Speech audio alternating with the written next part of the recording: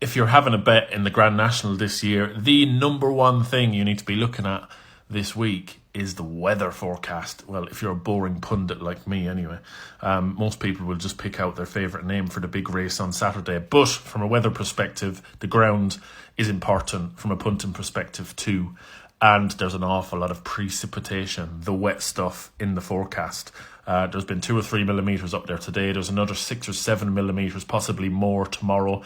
Thursday is a little bit more settled, but then Friday, they're looking at up to 10, 11 millimetres of rain potentially on Friday, which will make it a very soft ground Grand National potentially come Saturday. So it's going to be really interesting to see how it goes. And a lot of horses have been kept for Aintree for spring with spring ground in mind.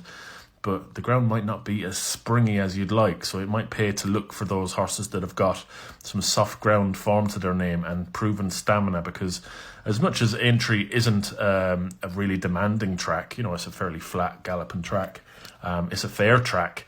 At the same time, there's no hiding places. It's a long straight at Aintree, and if you don't stay, you're going to get found out. If you don't handle soft ground there, you will get found out remorselessly.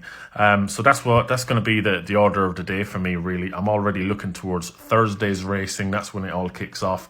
I think there's going to be 1 or 2 turn-ups for the books. There's a good few graded races that I'm looking at for my member selections, and I just got a feeling that it might be worth taking on some of these horses. So we'll see how it goes. But the main topic of conversation, the main focal point for me, is trying to keep an eye on how much rain is going to fall in the Aintree area, especially over the next 72 hours up to Friday.